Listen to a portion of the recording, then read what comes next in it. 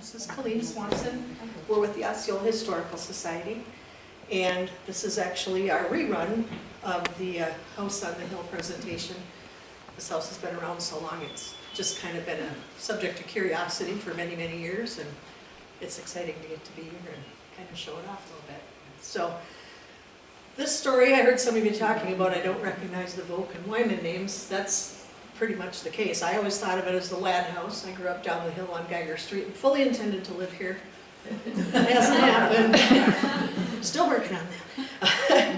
But it's been the Volks, the Wymans, the Ladds, and Horst were all very involved in arts and the art world, that sort of thing.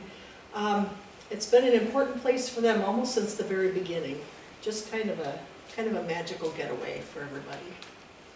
So we'll start close to the beginning. In the 1890s, Douglas Volk was an artist, and he was bringing sketching classes up on the riverboats from Minneapolis. And he had started the Minneapolis School of Fine Arts in 1886. He was their director for many years. He was already a professor, he'd studied abroad, and he was bringing them up here to sketch for weeks at a time. They'd come up and stay and have their entire class up here. 15 to 20 at a time.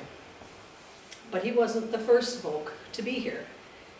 His father was Leonard Volk, and Leonard Volk was born in New York in 1828. He was a marble cutter, like his father, but when he got a little older, he wanted to go work in clay, so he moved to St. Louis, Missouri, and began studying there. And he got married. His wife's cousin was kind of an influential guy, and he noticed that Leonard had some skill and some talent. So he paid to send him to Italy and train under the masters and learn more about what he was going to do. So when he came back, the first sculpture that he made was of this benefactor, Stephen A. Douglas. That's the Stephen A. Douglas that ran against Abraham Lincoln. So that first sculpture that he did was destroyed in the Chicago fire, but the second one that he did is this one. This guy's way up on top. That's the tomb of Stephen A. Douglas. That's not the only politician he did, though. In April of 1860, Leonard Volk had made a plaster cast of Abraham Lincoln's face, and then the next month he followed with a cast of his hands. And if you look at his hands, you can see that his right hand is significantly puffier than his left hand. That's because it was just a month after he'd been out on the road shaking hands and everything after he had gotten the nomination to run for the presidency. So he wanted to have something to hold in his hand. Lincoln went out and cut a little broomstick, and that's what he held. And when the casts were done, Leonard Volk put that broomstick in there, so the actual hand mold was what he was holding. What he was using these molds for was so that when he did paintings of Abraham Lincoln, he'd have something to work with, wouldn't have to have Lincoln come and sit for him every time. So he had kind of a working model. Through the years, people were able to, as a fundraiser, donate money, and they were given either a plaster or a bronze cast of these so they could also work with them. Many, many paintings and sculptures were done using these likenesses. They're accepted to be the best casts of Lincoln in existence, and this stamp from the 1950s was done using those for their model. Now, Leonard Volk helped establish the Chicago Academy of Design, and he served as the president there for many years. But when the World's Fair came in 1893, Leonard headed north. He didn't want any part of it, didn't think it was going to be a good place to be, didn't think it was going to be good for the art world because they were bringing in substandard art and all this kind of stuff. So he had a place on Poplar Lake, which I thought was kind of funny because if you drive out around Poplar Lake, the only house on the right is David Angie Lundine's house, and that turns out is where his hermitage was. I got to see that in the abstract, so that was pretty fun. We're a little unclear on whether Leonard had a house in town here as well, or if it was just the hermitage, but we're working on that. Both the father and the son were impressed by the natural beauty of the area. So when Douglas came up, he needed a place like a studio for them. So he had purchased land on the north end of town which at that point was still quite a ways out of town. I mean, there was a lot of wilderness in between here. And in 1891, he built a rustic lodge for his studio. But the popularity of the excursions required him to find more space. So in the modern Woodman Hall, that would have stood in what's now the parking lot of Subway, parallel to Highway 35. This was the upstairs. It's also a roller rink. Behind the stage, he was able to build a little working spot there, so he got nice north light in through the windows, and that was where he could work on his paintings.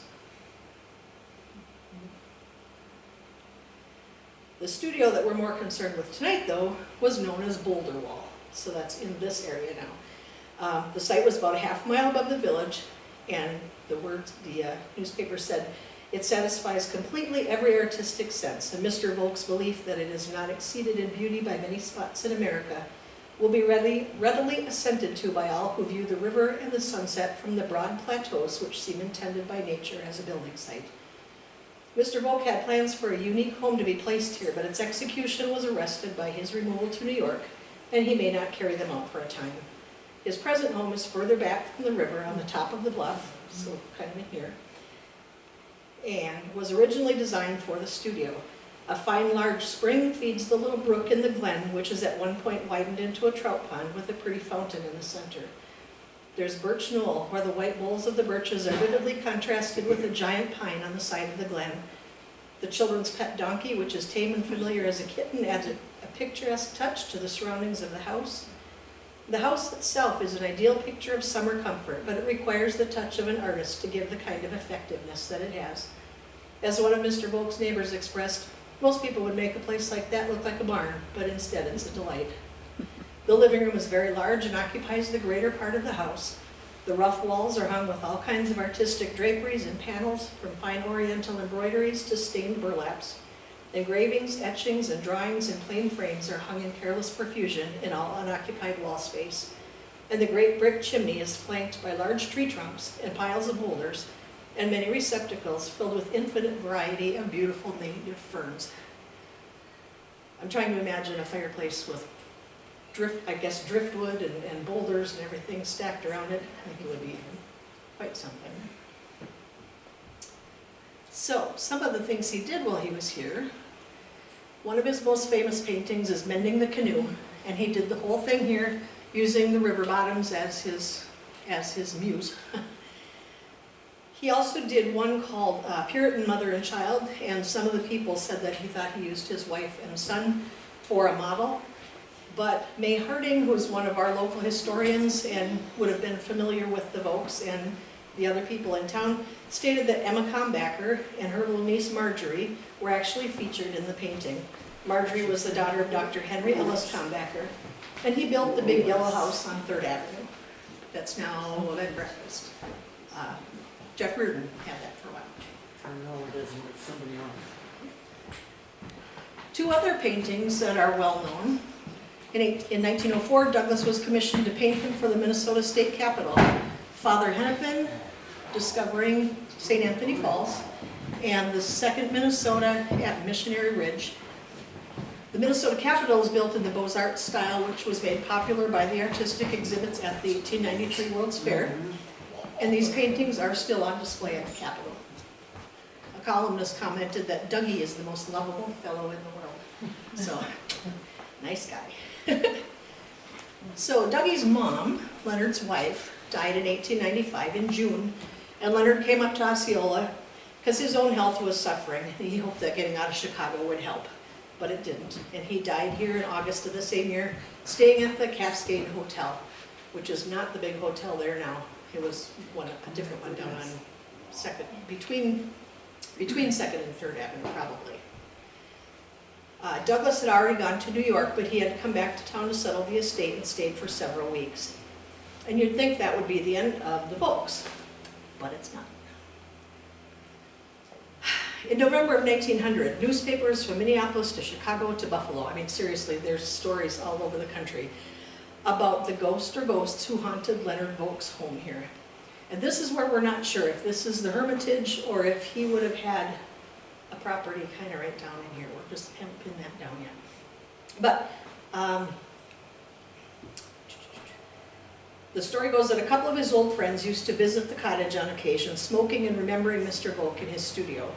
The place was in disarray, benches were knocked over, and while some statues sat quietly on the shelves, other ones were knocked around and broken on the floor. So they were sitting there smoking their cigarettes and their pipes and just kind of talking, when all of a sudden someone came in. And there was one of those round settees in the middle of the room. Stopped by that, he stopped, bent over, picked up one of the broken busts of Lincoln, put it back on the floor, went over and leaned on the fireplace, and then he left. And it was what they feel was the ghost of Leonard Volk, which kind of freaked everybody out, except for the people in town, because they already knew about the ghosts, didn't like coming by here at night if they didn't have to.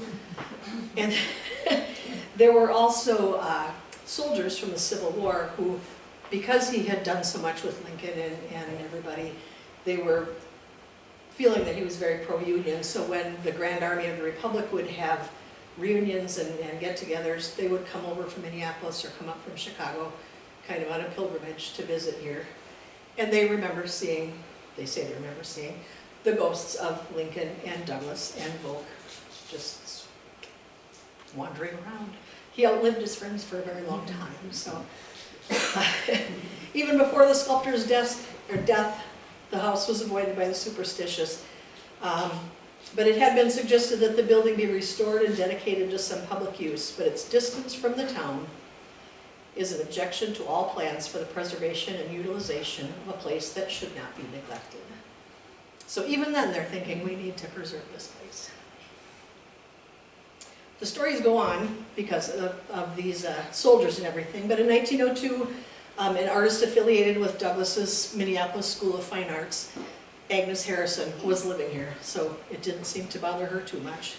And incidentally, Douglas Volk's full name was Stephen A. Douglas Volk. He was named after the statesman. So meanwhile, down in the village, Charles Carroll Ladd, who's about 35, is a miller. The firm of Lovejoy and Sutton had rebuilt the mill down, so this is where the watershed is now. They had rebuilt the mill down there after it had burned. And they carried on until 1889 when Mr. Lovejoy's brother-in-law, Joseph Ladd of Minneapolis, took over the interests of Mr. Sutton. And then Charles came in and took over Lovejoy's. So Joseph and Charles formed a partnership and purchased, in addition, what was known as the upper mill. So that's on the mill pond, well, it's now the stream, behind the open cupboard is the one up here. And they ran them both. The Cascade mill was used for wheat, and the upper mill was used for grinding feed. Charles Ladd, he had married Jenny V. Layton, and she was quite well connected herself. But she had died a couple years earlier at the age of 24, leaving an infant daughter, they called her Jane, her name was actually Jenny V. too, and 3-year-old Stephen Carroll.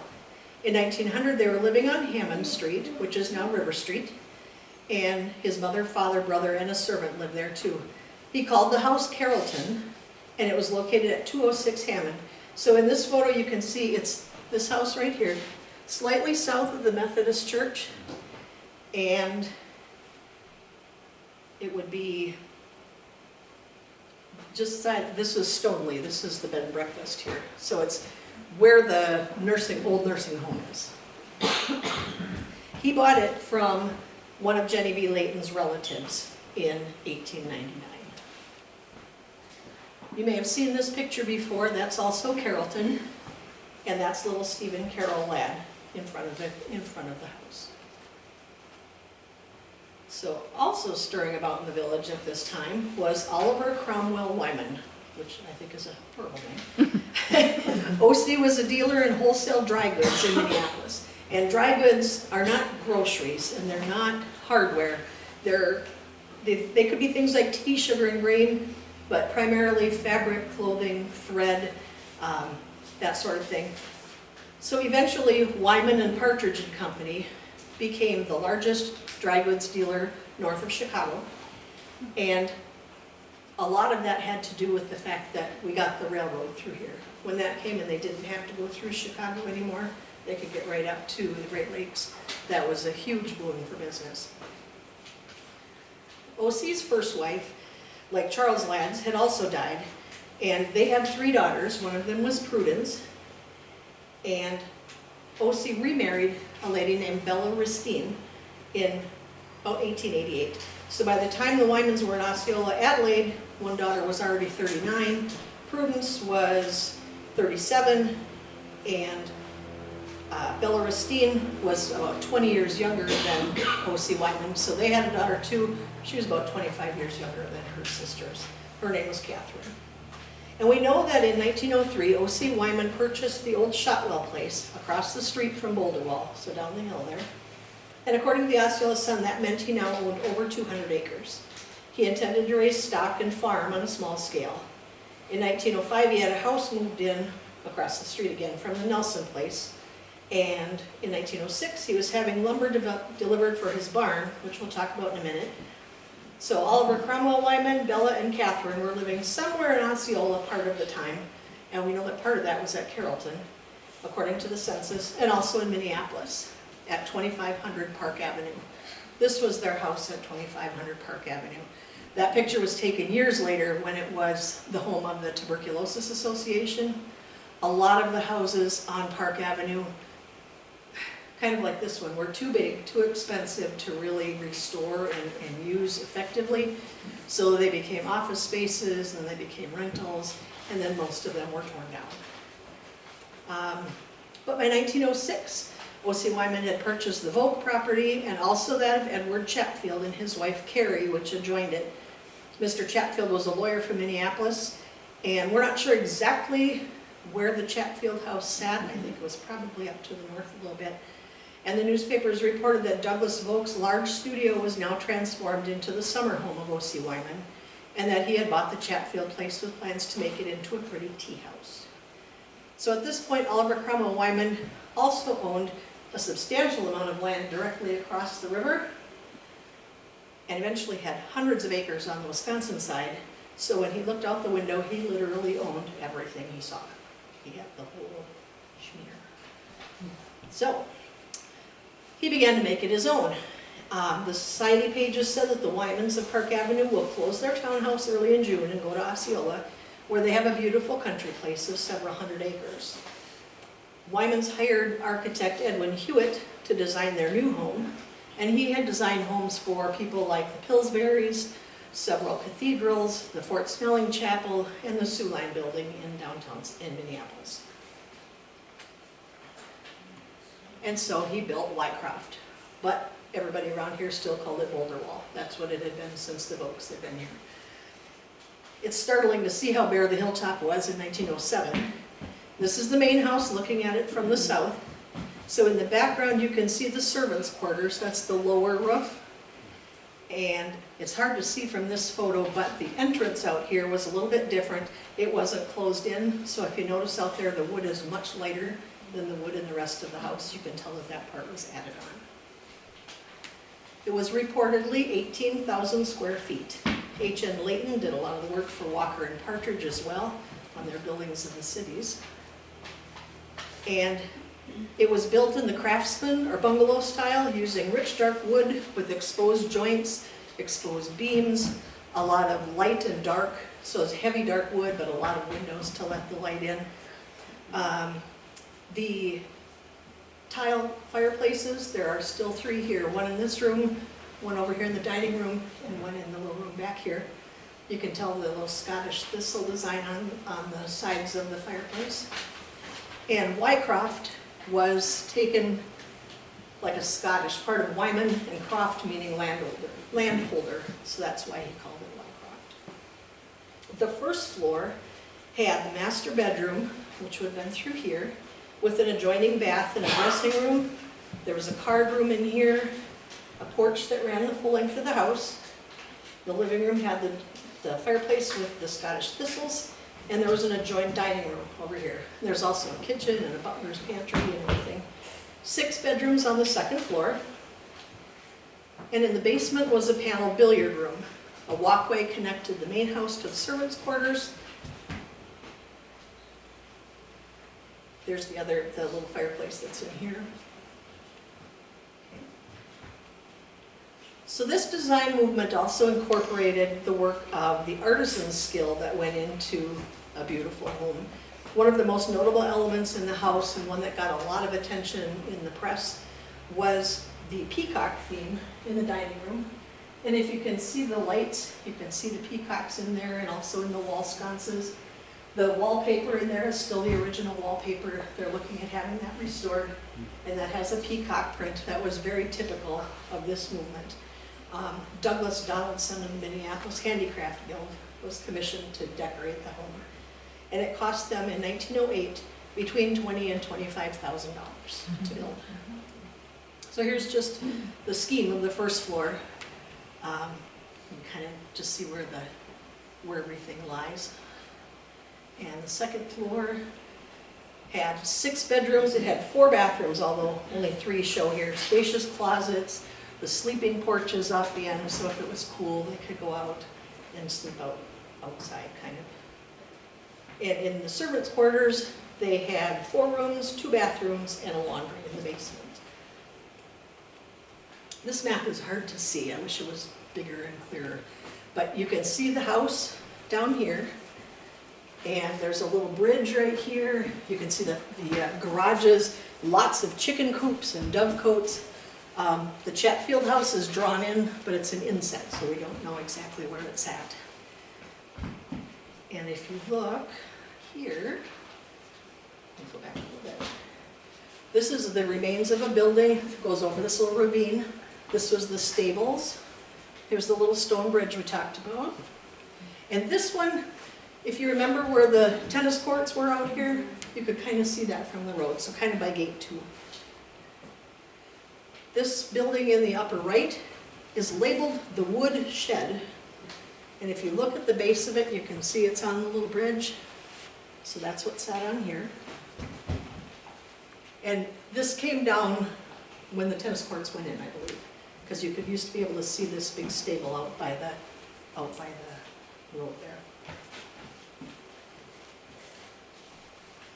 The old barn and the garage are looking very nice these days. They've got them fixed up and are using them, exposing parts of the old construction, which is kind of a nice touch. Now, we talked about his little farm across the road. That's what it looked like if you looked across the road. So you notice the barn and the house and the big long driveway.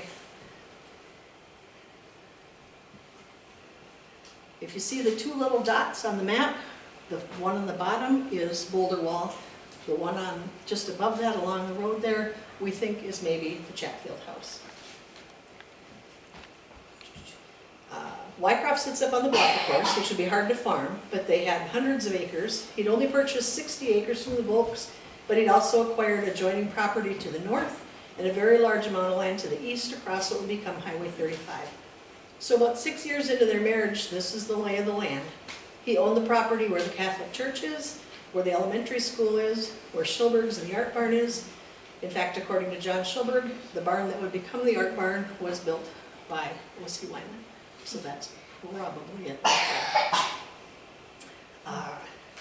John said it had been painted a distinctive green, which was typical of his buildings. And that would seem to be borne out by the green on this wood shed here. I'm still not sure if it's a wooden shed or the shed that actually held the wood. Look at that. Anyway, typical of Wyman's buildings, it was built into the side of the hill with large basalt boulders that had to be heated and split with cold water to make a smooth edge on walls that are 2 feet thick. It was 44 by 120 feet, and the second story was 30 feet high with 36 square solid 8 by 8 posts supporting the roof. Prior to Wyman's purchase, a local boy had herded cows out to pasture there each morning. They came from the little homestead belonging to Merrill Mason, who lived on the same block where Midwest One and the Old Baptist Church are now. He'd married one of the Kents, and if anyone remembers Kathy Kies, Merrill Mason was her great-grandfather. Mr. Wyman hired a foreman and a staff of 12 workers to run the farm and keep up the grounds. Those are his pigs. So meanwhile, while the peacock chandeliers were being installed, in 1907, Catherine Wyman was going to school in Greenwich, Connecticut, which they all did. They all were sent off to boarding school in the East. And on September 28th, her older sister Prudence was married to Charles Carroll Ladd. So now the Wymans and the Ladds are intermarried. They got married in the house on Park Avenue. And by all accounts, it was a beautiful wedding. Adelaide was the matron of honor, Catherine was her bridesmaid. Prudence wore an imported white satin gown trimmed in an old rose point lace, and the veil was made of the same. It took place in the doorway between the reception hall and the drawing room, and the house was decorated with palm ferns and chrysanthemums with a string ensemble playing from behind the ferns. The ceremony was only for intimate family and friends, but then they did have a reception later upstairs in the ballroom for 300 people. I can't imagine getting 300 people in my house. So while Wycroft was being built, O.C. and Bella Wyman had been living in the Ladd house, Carrollton. The Ladds had spent 3 months motoring on the continent. You'll find out they did a lot of that. But then they moved home, so then the Wymans moved in up here. So that was the beginning of this building. The Ladds also had a new business venture, which was the Osceola Electric Light Company in 1908. So on Wednesday evening, May 20th, Osceola saw its first electric street lights for an hour. C.C. Ladd was granted exclusive rights for a 20-year period to provide the village with electricity. Prudence Ladd was the president, which I thought was interesting for 1908. And the bookkeeper and meter reader was Percy Tewksbury, and Olaf Bloom was also a meter reader. Now Olaf Bloom eventually ends up living just up the street here by the next gate. The first dwelling to receive power was George Tewksbury's home on 3rd Avenue, which was then called Cedar Street, and that was being operated as the Edgewood Hotel. Chatfield stayed there a lot when they were in town. And they leased the Glen to the village for $1 a year. Oh, I was going to show you on here. This is actually Veit Geiger's house and the Geiger Brewery. You can see behind it, so we're right behind BP. This is the mill. Highway 243 isn't there yet, so these came out, well, that was already gone, but the house came out when 243 went through there. So that's kind of where that's located. But you can see the mill. And now you can't. In, let's see, 1914, Mr. Ladd contracted with other mills in Osceola and North Dakota to fulfill the orders that he had because the mill went up in flames. The capacity of the upper mill was increased to 220 barrels a day. And we're not sure what happened, but a large order of rye flour that they shipped out on the heels of Armistice Day in 1919 got hung up in New York somewhere, delayed and rejected, and that loss followed by the stock market crash sounded the death knell for the Osceola Mill and Elevator Company. That was that day. But Catherine, the baby of the Wyman family, married James Vaughn in the Wyman house on Park Avenue. Jenny B. Ladd, who now goes by Jane, is going to Smith College in Waterbury, Connecticut, and eventually goes to Vassar. And Stephen C. Ladd, the little guy on the horse, he's going to St. Paul's in New Hampshire. The Wymans consider themselves home in Osceola from about May to November, but unlike many of the other socialites from the cities, they kept their house open in the winter, and they would come out and visit, have Catherine's friends come out and stay and have parties and that sort of thing. But they're traveling much of the time, so being home for them really isn't a lot. This is Wyman's business buildings in the city. City of industry, a lot of logging, a lot of garment making, which is what he was into. What their business primarily did was make overalls and like Carhartt jackets, not Carhartts, but the same kind of thing, for workmen. That's where they made their money. Shipping of grain was a big deal. So he was kind of tied in with a lot of those different industries. And they had two offices downtown. One at 4th Street and North Avenue, and that was the manufacturing section. And one over here on 1105th Street North, which later became Glam Slam Prince's nightclub. That's kind of cool. Bella Wyman was also really busy in the city. She had started up the monument chapter of the Daughters of the American Revolution, and their job was to honor worthy people from history. So this big flagpole that they put up was in honor of George Washington, and it is the only thing that survived into the 21st century, and it was located at Gateway Park in Hennepin and 1st Street South in Minneapolis. She was also very busy closer to home. John Schulberg wrote in his History of Osceola that our current brick depot, built in 1916, is a much fancier station than a village our size would normally have warranted. Because of the Wyman's connections with the Pillsburys and the Washburns and all those other railroad people, they were able to use their influence to push through the building that we now have, one of the rather less fancy ones like they have in Dresser that we have normally had. It was much more impressive when her guests came that way. And I think it's interesting. This is a letter from the railroad. Dear Madam, I've received your petition signed by the citizens of Osceola. I quite agree with you that Osceola should have a better station. Now I ask of you to bear with us for a time, and your wishes will be granted, but you know business is light as we had a failure of crops. We're very much behind and must have a chance to recuperate before we can meet your wishes. So I think that probably Bella Wyman was a force to be reckoned with. When they were in the city, they didn't live at Park Avenue anymore. They were staying at the Hotel Leamington, which, as I said, they're gone all the time anyway. They're traveling around all the time and just kind of checking in when they get back. And O.C. Wyman died in 1923. Aside from his business and his real estate holdings, he was also the chairman of the board of directors for the Northwestern National Bank, a director in the Minnesota Loan and Trust Company, vice president and trustee of the Farmers and Mechanics Savings Bank. He had a lot of banking going on. He left generous bequests to his family and some friends, and also to some dedicated employees, which I thought was neat. For instance, Peter Johnson, a Swedish immigrant who was Bella's chauffeur, when he died in 1935, left an estate of $36,000 because of what O.C. Wyman had left for him. He also funded a bequest to the Westminster Presbyterian Church over in the cities to build a new hospital or add on to the existing one where Abbott Hospital stood, expanding it as they saw fit.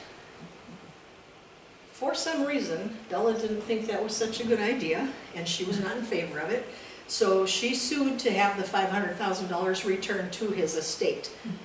Catherine and Prudence were also party to that, and they were, Adelaide was not. She would have wanted the money returned to the trust fund that O.C. had set up, so she was actually named as a defendant along with the church.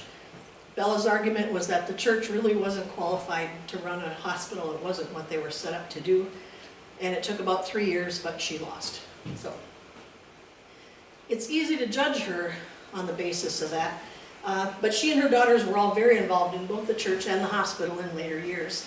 She was one of the original members of the board of Northwestern Hospital. A hall on campus is named in her honor, and another is named for her son-in-law, Catherine's husband, James Vaughn.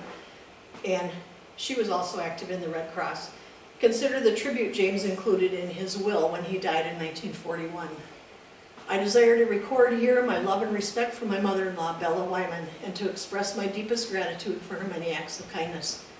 Her own estate would make it idle for me to attest my feelings for her by any legacy, but I trust she may receive from my wife some personal article of mine, which will remain with her as a reminder of my deepest affections. So, he couldn't give her any more money than she already had, but he did think very highly of her. So, Prudence Wyman, Prudence Wyman Ladd, purchased Wycroft from her father's estate, and Charles and Prudence Ladd spent the winter of that year in the south, then occupied Wycroft the following summer, then headed out for Egypt in the fall of 1924. They toured Egypt, Italy, France, and took the Mediterranean trip. At this point, the Leamington is also their main town home. And the estate is pretty much intact. If you look at the map, you can still see heirs of Oliver C. Wyman. They've still got pretty much everything. They've got pieces of it up here by Peaslee Lake, still hanging together. And in 1925, Stephen Carroll Ladd, the little guy on the horse from earlier, married Alice Gale Lindley in Minneapolis on June 27th, and he's about 30. Stephen and Alice honeymooned briefly in Osceola, Then went back home to Evanston, Illinois. According to Dequest, her grandma Rose Niedermeyer-Garski was a maid at Wycroft during the time of their marriage, and she would have been about 25 herself, so very close in age to Alice. I knew Alice a little bit in the early 70s, and she used to tell me about her house and her cats and how her wedding picture used to hang up over the fireplace here, and I suppose it was some version of this one, so I think that's pretty cool.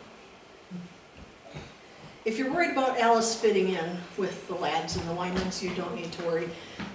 She had taken a little trip with her family the summer before the wedding herself. She went to Madeira, Gibraltar, Monaco, Morocco, Italy, Palestine, Egypt, British India, Ceylon, Singapore, Sumatra, Hong Kong, China, Shanghai, Japan, and Canada. So, she got around. Her father, Clarkson Lindley, was from North Carolina, and he came here shortly after the Civil War because they were Quakers, which I thought was kind of cool. They didn't believe in slavery or secession, so when everything kind of blew up down there, they moved north. He was a real estate man, one of the founding members of the Minneapolis Trust Company, which later merged with First National Bank, and he was affiliated with American Express. And her mother, Anna Gale Lindley, came from a family who made their fortunes in real estate and insurance. They built the first house on Breezy Point in Lake Minnetonka, and there are still roads named for them there. You'll find Gale Avenue. The Gale Research Library at the Minnesota Historical Society was founded by them, contains many of their journals, diaries, and photos. Alice's mother was a patron of the Minneapolis Symphony and the Minneapolis Institute of Arts and the Historical Society, and she did a lot of charitable work, mostly for the elderly, and their family intermarried with the Pillsburys. And in the following year, in Evanston, Illinois, where Stephen and Alice were living, they had a son, Stephen Lindley Ladd. So we've got it gets kind of handy to be able to trace the lineage with the mother's maiden name as a middle name, but it gets confusing.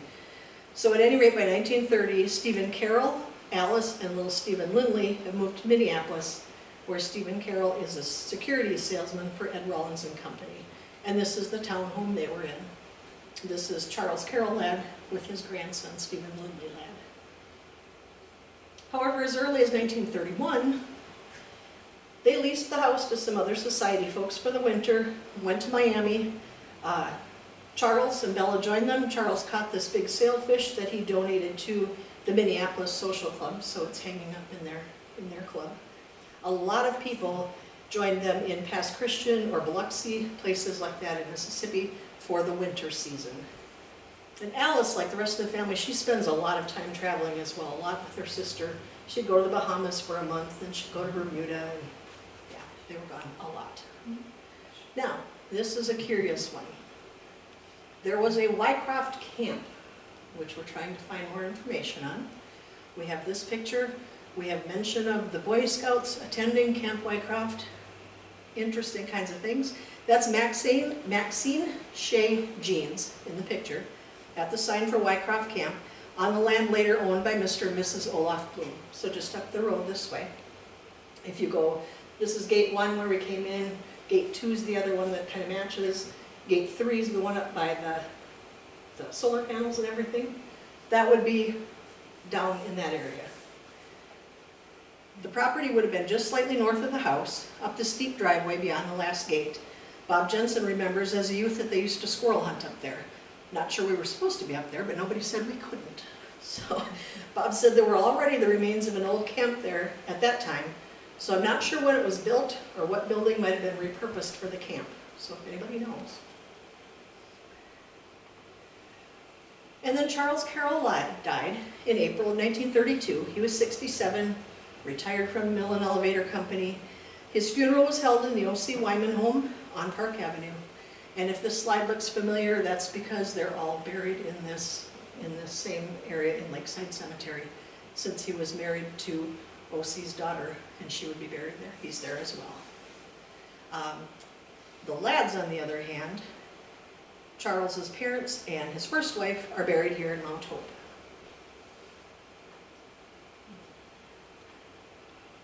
So in August of 1932, just shortly after he had died, Prudence Wyman Ladd donated Carrollton the old lad house on River Street to the village of Osceola to be used as a hospital. It was leased to L.O. Simonstead, and the village contributed $600 toward the remodeling. People didn't like to come to the hospital at that time unless the roads were too bad for the doctor to make a house call, so they only had 8 beds, and that was plenty. The original rate at the hospital was $350 a day. Alfred Halverson's tonsillectomy was the first surgery, and his total bill, including his one-night stay, was $4.25. 3 nurses worked for $1 a day. Hot water had to be carried upstairs in pails to bathe the patients, since the only bathroom was on the first floor. Living quarters for the staff were on the first floor, and the first operating room, which had been the maids' quarters, was 12 by 12. The nurses on the night shift boiled the instruments in a blue enamel roaster on a hot plate in the utility room. Until 1954, to go to the clinic, you didn't go to the hospital. Dr. Simonstead's clinic was at the corner of Cascade Street and 3rd Avenue, which is now the patio by the Lucky Panda. And if you needed to go to the hospital from there, they had to take you on a stretcher or a wheelchair down the street. But his office was a little facility. They left the door open so you could come in and warm yourself if you needed to get in. Carrollton was torn down in 1971 to make room for a 40-bed long-term skilled care facility and the obstetrical unit on the north end of the hospital. So Prudence was working to kind of divest herself of her properties, and as early as 1927, she had Wycroft for sale.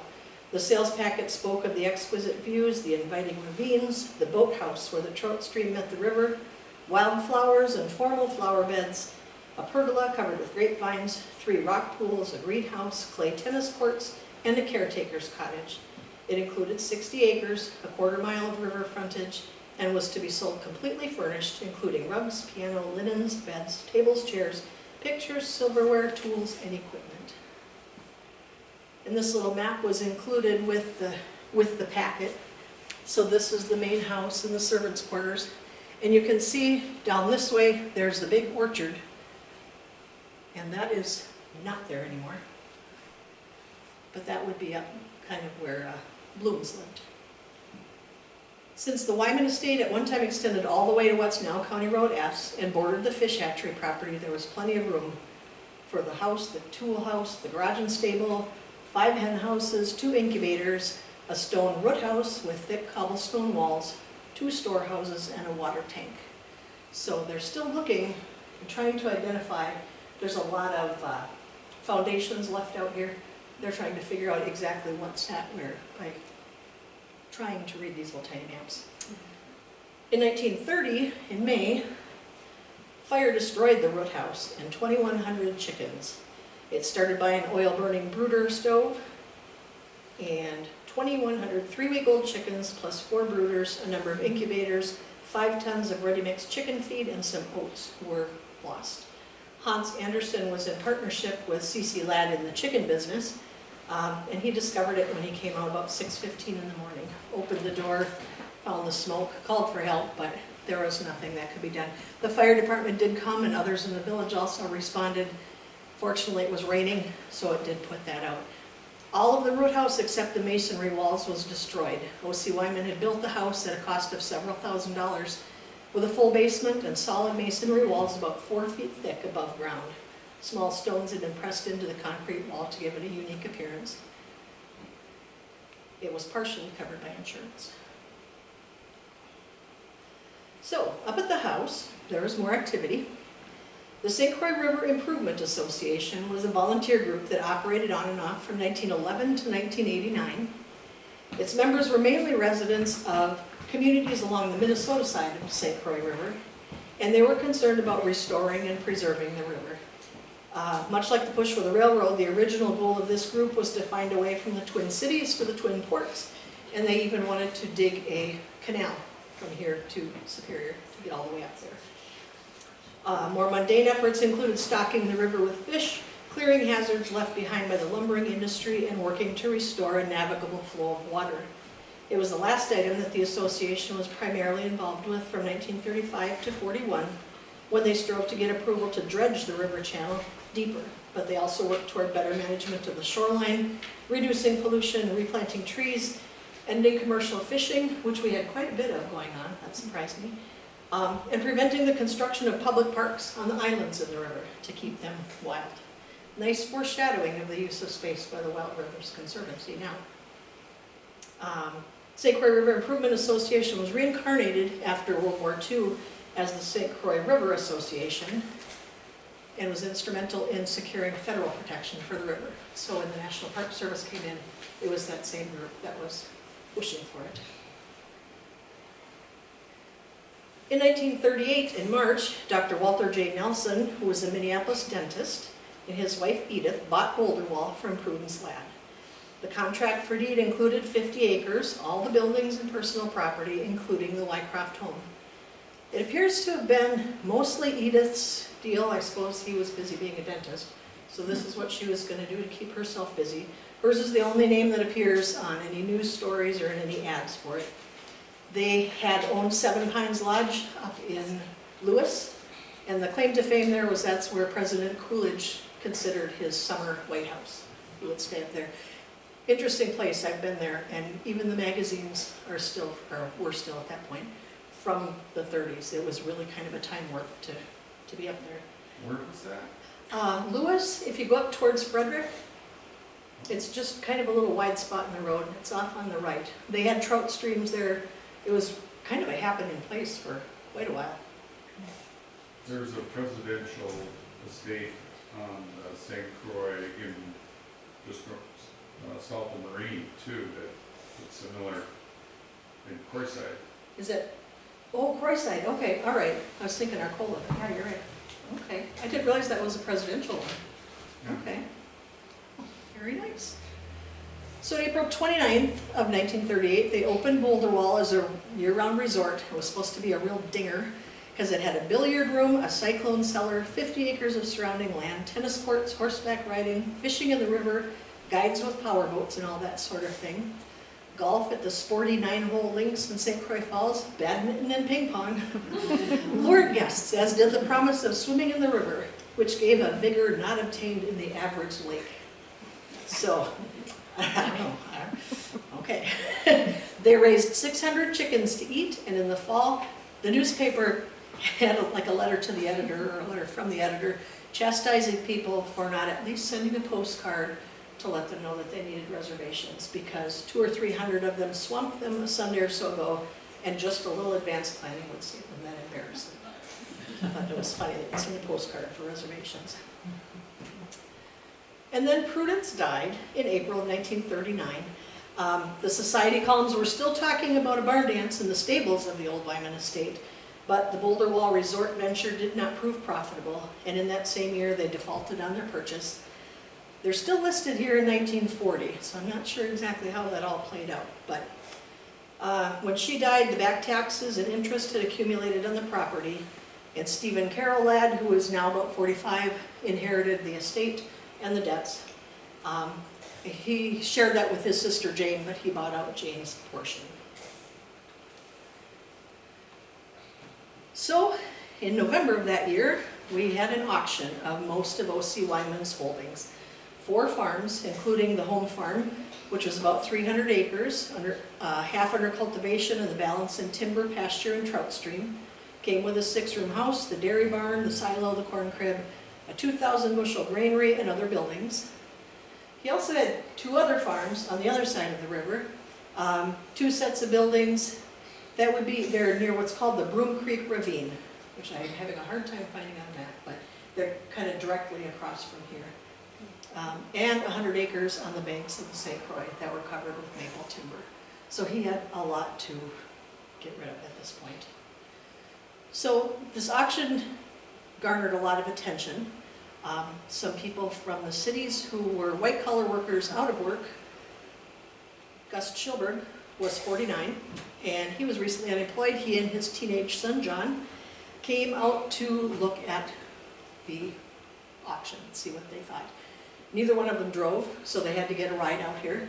Neither one of them had any inkling what to do with a farm. They had not been involved in farming at all, but they ended up buying it for 320 acres for $12 an acre. Not Boulderwall, but the surrounding lands across the street. What's his name? Franson was a local farmer who kind of showed them the way, taught them how to farm, how to milk the cows, how to feed the cows, all that kind of stuff. And I'm trying to figure out if he's maybe the one that had been running the farm for OC. Over the years, they added the Brookside Campground on that property, carved out 4 subdivisions: Buck Ridge, the Catholic Church, the gas station, the River Valley Inn, the middle school, the high school, Maple Drive, and Marty's Way are all settled on part of Schilberg's original purchase. And in 1941, Stephen Ladd had protested the assessment against his property. He felt that $14,500 was too much, but the village and their attorneys decided it was just. So it had been steadily raised through the years until it got to that point. S.C. Ladd is noted as a grain broker in the 1940 census. So in 1943, Stephen and Alice were planning to come out to Boulderwall with friends on a Sunday evening. They called ahead and asked Ole and Nellie Peterson, who were caretakers, to have a nice fire going for them, which they did. Ole Peterson also worked for the post office. He hauled the mail from the depot up to the post office. The fire was lit, but shortly after 2 p.m. Nellie noticed that there was smoke on the roof, and the cedar shingles had caught fire from a spark. So they called the Osceola Sun reported that she telephoned, and as quick as you say Jack Robinson, the Osceola Fire Department members were on the roof using 5-gallon sprinklers that promptly extinguished the blaze and did not drench the building. The cedar shingles had caught from an escaped ember, but so quick and efficient were the firefighters that damage was confined to 2 holes in the roof, 1 water-soaked upper chamber, and some smoke and water damage in a corridor. The magnificent home was decorated throughout last summer when the S.C. Ladds came for their full season here. Mr. and Mrs. Ladd and their friends, the Leslies, arrived just as the fire department was leaving and expressed deep gratitude, as the house was not insured and its loss would have been appalling. So, I'm not sure what kind of equipment the fire department would have had in the 40s, but a Model T truck was purchased by the fire department in 1920. They housed it at Zornato until the Oddfellows building was built on the corner where the car wash is now, and then that's where they stored the fire stuff. Okay, Bob Jensen remembers the Petersons living on the property as caretakers in the 50s, which would have been about the same time he was squirrel hunting up here. My mom also remembers crossing Boulderwall to get down to the river when she was in high school, and shortly after, she remembers the basement doors were unlocked and they were always able to go inside. Now, Stephen L. Ladd was still at St. Paul's, the same school that his dad went to out in New Hampshire. It was a highly elite boarding school, college prep affiliated with the Episcopal Church, one of the most elite boarding schools in the United States. It's still in operation today. Stephen Carroll Ladd had also attended St. Paul's. Stephen Lindley Ladd was just about through in 1944. And then he registered for the draft. His father had done the same and actually served for just under a year. Stephen went on to get his Bachelor of Arts from McAllister, and then he studied at Harvard Law School. He went on to work in real estate, and then in real estate development for Henry Shandling Sons.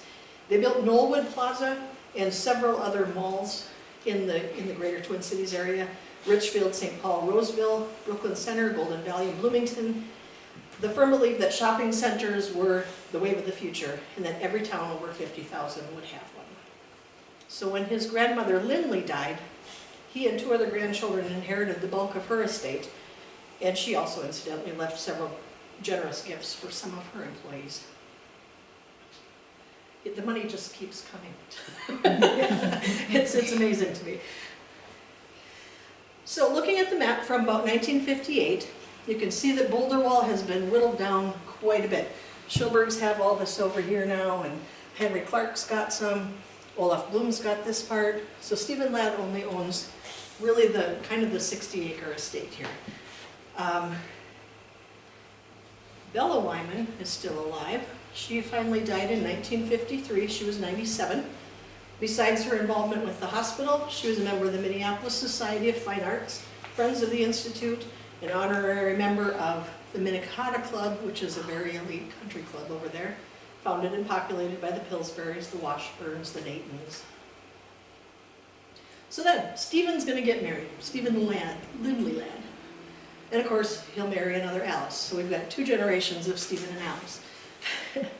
They got married, Alice Jean Addington. He married her in August of 1961 in La Crosse.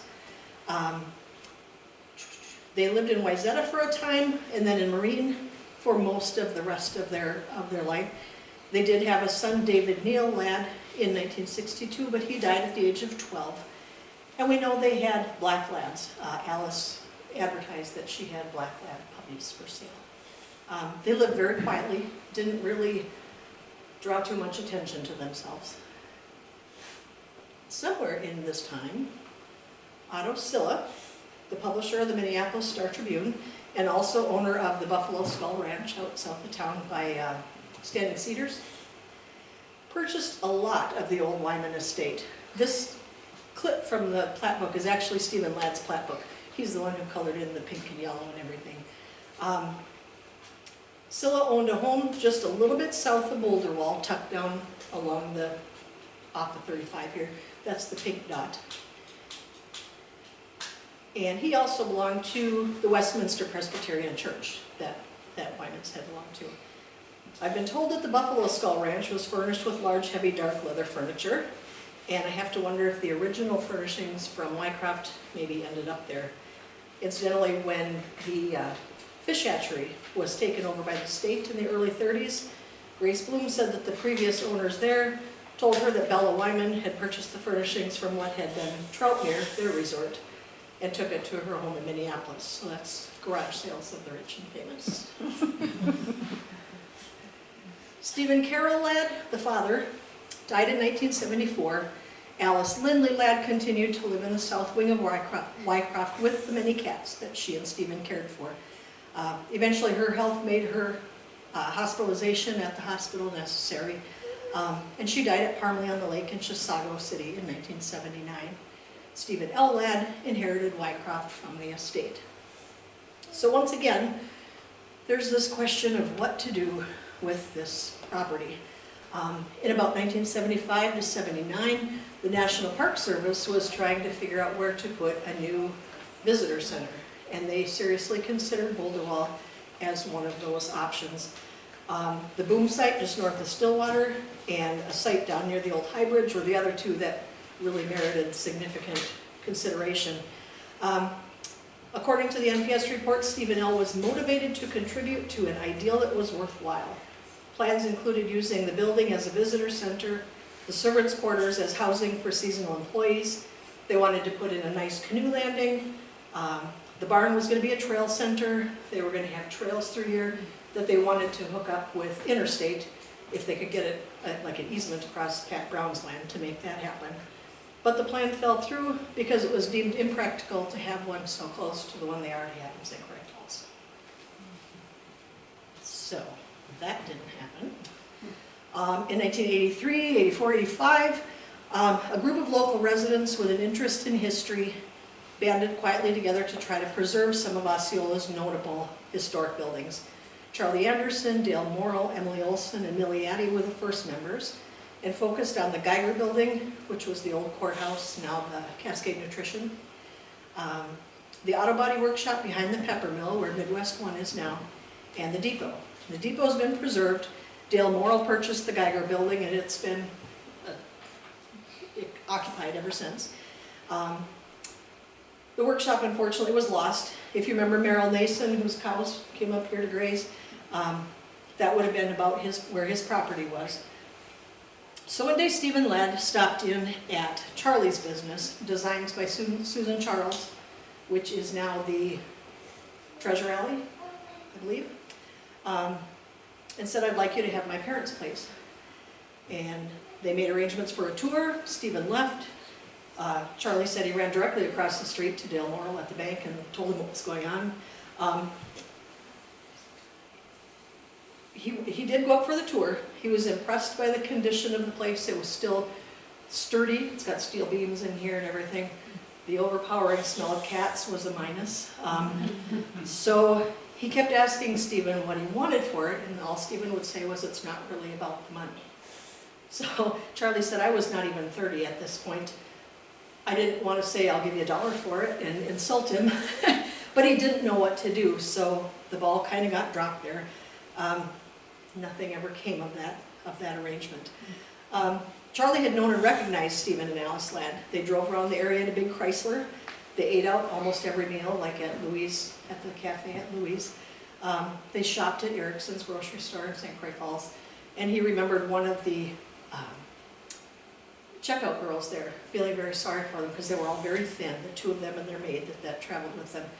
And they came with their cart all loaded with cat food and cat litter, and she was afraid they were spending their last dollars on their cats, and he set her mind at ease for that.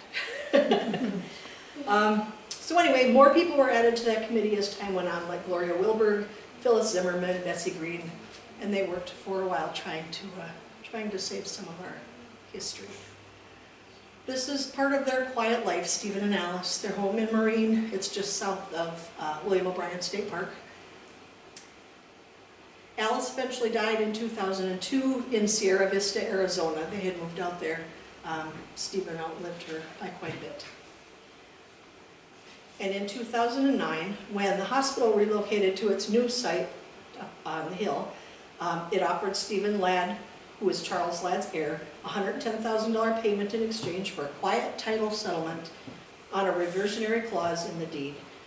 Stephen Ladd in turn donated those funds to the village for a park. The deal was if it wasn't going to be used for a hospital, it had to be a park. So it's actually up the street a little ways from the hospital, right across the street from the Emily Olson house, which is our headquarters. And this is Ladd Park. In an interview with The Sun, Stephen said he was happy with the park project. It's nice to have it completed in my lifetime. The benefits will flow to the village. I'm happy with it, and I'm happy it's settled. I assume that by and large people would be glad to have it. It's going to be there for a long, long time. Because he was already living in Arizona, he passed on coming up for any of the, the ribbon cutting or anything. I said I'd probably only go back to that area when I'm on my way to Mount Hope, Ladd said jokingly. There doesn't need to be a super big deal made out of it. So he just kind of let it go. And then along came Horst. Horst Reppelbacher bought the Boulderwall property, about 60 acres, in 1988 from Stephen Ladd.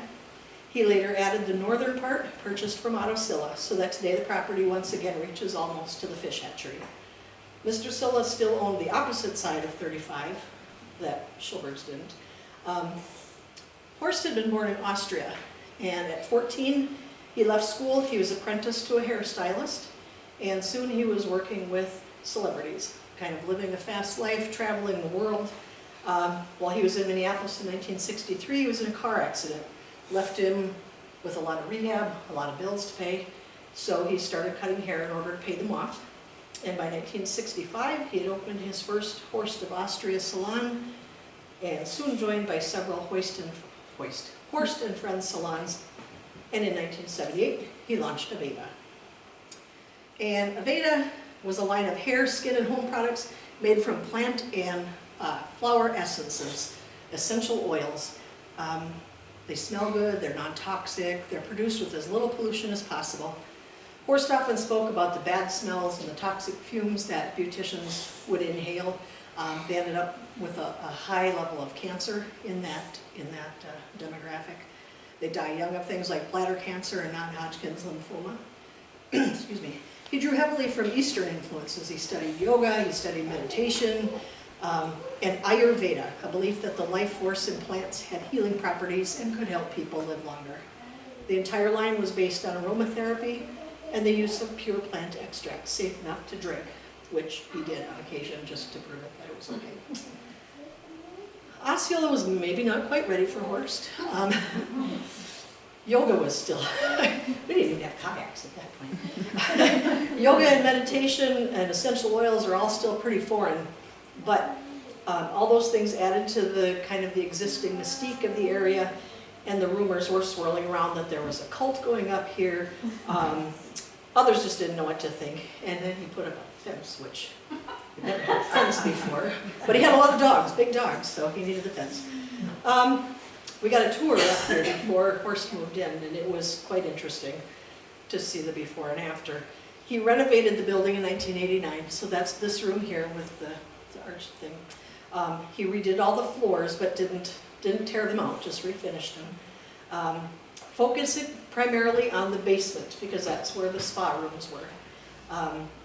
The cat smell was erased. He had a room of his own in this building, but he also added a new residence called Deerview, and that's up on the hill up here, and an art gallery.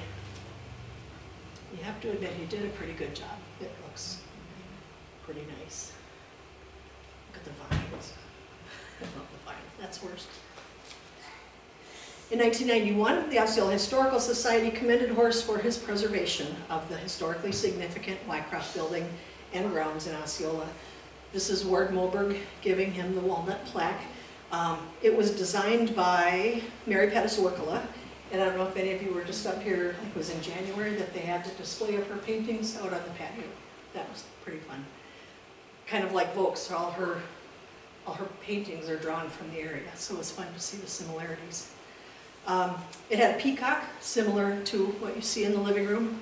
And the peacocks that used to be down on Gate 1, I don't know if you remember those, they're not there anymore. They were designed by David Workala, who also did Chief Osceola down by the overlook. And I'm told that they're not there anymore, but they will likely be showing up elsewhere on the grounds. So if you ever get up here for a tour, watch for the peacocks. And this is what the spa looked like when it opened. It had 5 guest rooms, and the converted servants' quarters held 4 more. New buildings added 5 more luxury suites and conference rooms. Guests could indulge in facials, body wraps, steam baths, shampoos, massages, even one with fire hoses. That's what that one is. The meals, for a little while they had Organica, the vegetarian, all natural restaurant up here. The meals are vegetarian, no dairy or eggs or preservatives in sight. Some guests came to lunch in the soft white robes that they wore between their treatments, and others, they allowed people from the public up here, which was kind of a departure, except for people that worked here. The local people really weren't up here much. Guests ate lunch out on the porch overlooking the ravine that led down to the river, and of course nobody saw anything, but there were many whispers about the celebrities who came to stay at the spa. This is Deerview, the new house. It was a fabulous building, stuffed it with arts and antiques from across the world. In addition to his cosmetics and his well-being pursuits, he was also a passionate art collector. He was a painter and a photographer himself, and a fashion designer. So he had built this huge art gallery next to the house. HMR Galleries was a business that allowed him to acquire and surround himself with whatever suited his fancy. He had a soft spot for angels, and the Indian influence is very apparent. Reusing antique furniture in unusual ways was kind of his trademark. He wanted to reduce and recycle and reuse everything. You can see all the angels in this room. He had a lab in his house, which interests me because he said it was built from or around one of the original cabins on the property. And we're not sure if that's one of the Wycroft cabins or if it was the caretaker's cabin or which cabin exactly that was. But we're working on it. And he would play with his essential oils down there and try to get the balance just right. Much of that house was built with bamboo flooring, all recyclable materials. Beams that were retrieved from the cold waters of Lake Superior. You can't do that anymore, but for a while you could. In 1992, Horst attended the United Nations Conference on Environment and Development with people like Al Gore and the Dalai Lama. When he came back, he co-hosted the first follow-up with Hubert Humphrey and honorary co-chair Walter Mondale to set the standard for the agenda for all other states and groups to follow. And it was focused on environmental responsibility. That's where his heart lay. In 1993, he sold Horst salons to one of his former apprentices. And that was kind of a pattern with Horst. He'd be very passionate, he'd get something going, he'd make a big success of it, pass it off, and go on to the next thing. So in 1997, he sold the Aveda line to Estee Lauder. And that included all the products, 10 salons, a manufacturing plant in Blaine, and 2 teaching institutes in Minneapolis, but not the spa. That was $300 million, which when you think he started cutting hair as a 14-year-old kid, he's doing okay. His intent was to stay on in a creative role, but step back from the business side of things. He was 56 at the time. I'm doing something wrong. The next project then was Intelligent Nutrients, which really started in 1995, but couldn't get rolling publicly until his no-compete with Estee Lauder had expired. Their flagship store in Minneapolis opened in 2001, and there again, Horst believed you are what you eat, but also what you breathe, what you walk on, and he didn't think you should put anything in your body if you couldn't eat it. He was very much against petrochemicals in the agricultural world, and getting USDA certification for his products was a huge win, because up until that point, organic and natural really had no backbone. It didn't really mean anything. In 1998, the spa was finally closed. It was not part of the acquisition by Estee Lauder, but Horst said it was never really a moneymaker, despite visits by the likes of Sidney Crawford and Winona Ryder. His hopes for it at this time were to create a medical healing center. So he wanted to work with the clinic, so when people had surgery, they could come up here and recover, that sort of thing. That didn't really pan out for him. But Horst could be incredibly generous.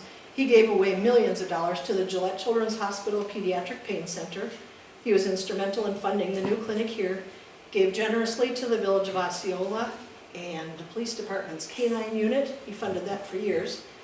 He paid for the Osceola Public School Teachers Appreciation Program and made generous donations to the fire department. And he passed away of pancreatic cancer in 2014. He'd been a visionary leader in the world of organics, wellness, aromatherapy, and more. His life partner, his wife for many years, Karan Stortelin, continues to live here. She's up in Deerview and takes an active role in the affairs of the foundation. She and Horst's daughter, Nicole, became presidents of Intelligent Nutrients and carried on with that business. Following his death, the family estate began the process of reimagining the property, donating the majority of the land in its buildings to the Horst Rechelbacher Foundation. And in 2016, the transition was complete and they renamed it the Acreage at Osceola. So the sign you see now about the Acreage is this whole estate. And that same year, this building was renamed Boulderwall to reflect its creative origins and new beginning. They had a memo of understanding with the U of M to house the Bee Squad pollinator project, because the disappearance of the bees has so much trickle-down effect on the rest of our environment that was a very important thing. Let me see.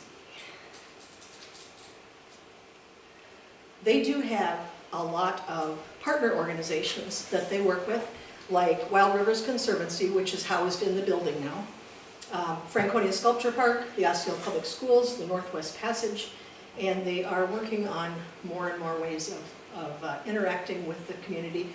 Last week, they just wrapped up their art in the Acreage, so you could walk around and see some of the art projects that are out there, enjoy the trails and everything. So currently, this 360-acre property is devoted to conservation and stewardship of our land and water, education and change for the better. In 2021, the St. Croix River Association, now Wild Rivers Conservancy, was offered office space in the building, and naturalist-led hikes, and hosted by the Conservancy, seem to loop in the same goals of those river stewards of the 30s, and also the dreamers of the 70s who wanted to create a facility for education, recreation, and revitalization of the land. The opportunity to wander the trails and enjoy the serenity of the woods and water beckons to us today, just as it did to the socialites of the late 19th century. In a recent display of Mary Pettis Workela's paintings, many of the St. Croix, this is one of hers, and the surrounding area harken back to Douglas Volk and his eager students who came out to experience and capture the enchanting beauty of Boulderwall. So there you go.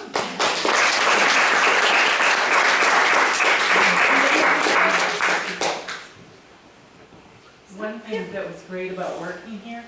Every 6 months you got 3 free treatments. Oh, that would be all Like, right. the day you started, you got 3, just so you could know to explain it to your customers. That makes sense. That makes very good sense. Oh, that's almost worth it. It was. Anybody else work up here? Did you? What did you do? I'm her daughter. Oh. We both worked here. I did a little bit of guest services in hair and makeup. Okay. Oh, did you too? I did construction on the building of it, of course, new property. Oh, the new one. Okay, that's the one that you were on. All right. Yeah. It's quite something. The galleries too up there, you know, they talked about the ferns and the lanterns and all the different things hanging on the walls. The gallery up there, you walk in and it's just, there's Oriental things here and there's Yeah, there's a Indian lot of things Oriental. here. There's so much different stuff to take in. And of course, then it's all glass out to the prairie and it's fabulous. It's just fabulous. That's not ever open to the public, is it? Sometimes, yep. When they just had this art at the Acreage, you were able to walk up. They had it open. I mean, it was limited hours. I want to say like 1 to 3 on Thursday, Friday, Saturday, or something. Oh, I'd love to see that sometime, Yep. thanks. Keep an eye on their website or their Facebook page. If you're on Facebook, they do post them on there. And the Conservancy also is very active. They're doing kayak trips up and down the river with a naturalist along to talk about crickets or toads or whatever, you know, the topic is for the day. So, yeah, they're really doing a nice outreach with it. So, Yeah, well, Yes. quite a project. I just wanted to comment about when I first walked in, you were talking about the news articles from early 1900s about all the ghosts up here. And when I worked up here, a lot of the coworkers and a few of the guests had also had some experiences over in that house. really? Yeah. Oh, that's interesting. Yeah. I'm dying to find out more about where exactly Leonard Volk's cottage was, where it sat on the property and And that when kind of Nicole thing. got married here, you could work that day, but nobody got paid. Oh, Well, who would give up that big of a wedding right? and not work? Oh, man. So we worked it, and it was just amazing. I mean, they came in these old big black cars, and when they, you know, had the reception here, they got married in Minnesota somewhere, and a helicopter flew over, and the sky was just pink with rose petals. Mhm. It was just gorgeous. There was an issue with the weather that day. It was either really cold or really hot. I'm trying to remember, because I know they had the fans in the Oh, tent. it had to be hot then. Yeah. And they moved in trailer houses for the wedding, all urinals and all women's, you know. But each urinal had a horseshoe wreath over it. He rented plants from different nurseries and moved them in so it looked like that building had been there forever. Oh, It was just amazing. I mean, you can't. And what her- you can do with money. Huh? Nicole's favorite scent was Valencia. Oh, So everything in the spa had to be changed out. We had it going, the candles and that going down the pathways, and it was just amazing to be there. oh, it's just, like I said, I think you hadn't come in yet when we were talking about how many movers and shakers we've had in town over the years. Right. It's just been amazing.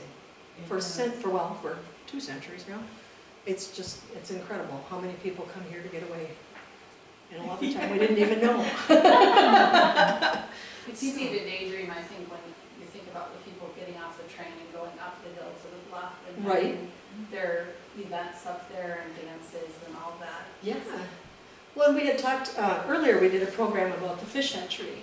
And that used to be a big summer resort and the people would come out and stay and they'd pick them up at the depot in their little surrey and drive them out. And, it's just interesting. Do you have that thing about the 27th? I do. This is not our upcoming program, but it's St. Croix Historical Society is going to do a program on Thursday the 27th at 6:30 about the Silverbrook Mansion. And that was if you drive up County Road S, past 113th for the end of the world, there are two little stone pillars there that used to lead down to the Silverbrook Country Club, I guess, for lack of a better word. It should be a very interesting program. There's a lot of kind of cool things that go along with that. So if you're looking for something to do, it's going to be at St. Croix Falls Public Library, Thursday the 27th.